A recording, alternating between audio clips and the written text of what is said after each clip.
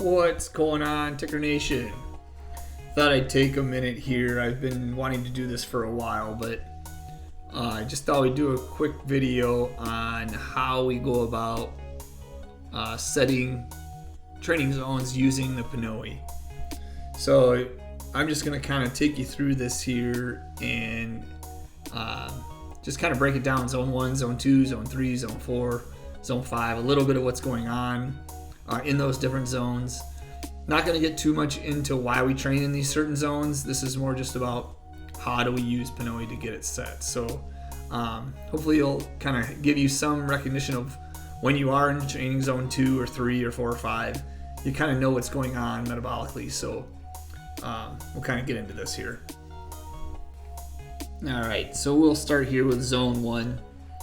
What we're looking at here is the PNOE graph, where we show fat utilized in yellow, carbohydrates utilized in the purple.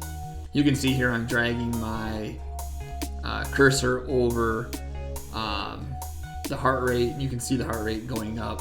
You can see here the yellow and the purple. You can see right at 100 beats is almost all fat being utilized as his primary fuel source, but as he starts to get up near 100 and about 110, 111 beats, you start to see he utilizes more carbohydrates. So we just use that zone 1 where you can kind of see a transition of fat no longer being just about the only fuel source. So I'm just going to kind of make this blue that correlates to our self loops, so that'll be zone 1. And then as we scroll down here to zone 2, you can kind of see here where fat and carbohydrates are starting to fight each other a little bit.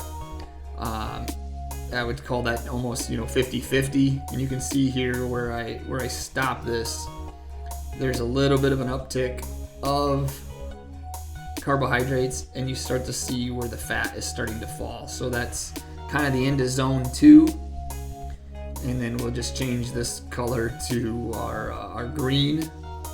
So that's zone 2. And then as we get down here into zone 3, which is yellow in self loops, we're pretty much 50-50, or you certainly can see where the fat pull has leveled off. And now at the end of zone 3, you can see where there's a big drop here in the fat utilization and a bigger uptick of carbohydrates.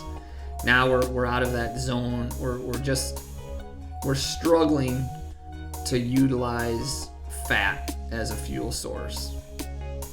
And then we'll change this to, again, yellow, so it correlates with our self loops, heart rate monitors. And once we get into zone 4, you're going to see here where fat is still being utilized slightly or a little bit, but it's very, we're getting into powerful work now. We're starting to not be able to breathe through our nose at all. We're starting to sweat, quite a bit, and we're almost done utilizing fat. We're still doing what would be relatively sustainable work, but it is hard work. You're going to have to eat some food, probably within the hour to be able to maintain the same level of output, to maintain that zone 4 work. You can do it, but there is a price to pay there. Then once we get into zone 5, fat utilization is gone. It's all carbohydrate work. We're pretty much now in all VO2 max work. We are doing stressful work. Again, zone 5 is stressful work. It's non-sustainable. It's what we utilize for really kind of intense, high threshold work. We're trying to improve our cardiac output. When we also, during PNOE, we can also use a button that just clicks to where we can show and utilize our training zones. I just wanted to do this video so you could kind of get a sense of everything that when you click this button, it's taking into account.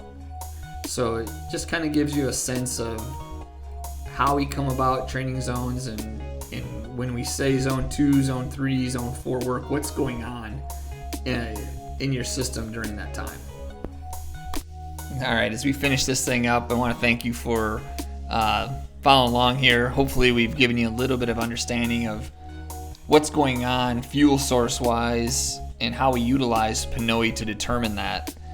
There's really no better way to be able to determine which training zone you are actually in than to get an updated PNOE, utilize that information, and train in the prescribed training zones to make effect. We'll be adding some videos to the importance of training zone 2 and 3 and 4 and 5 and why we spend time in each of those coming up. But in the meantime, if you want to have a PNOE, please reach out. You can find us at tickerfitness.com. You can email us at tickertrained@gmail.com. Of course, we're on the gram at tickerfitness. Please reach out if you'd like a little bit of help or if you have some questions regarding establishing training zones. Thanks.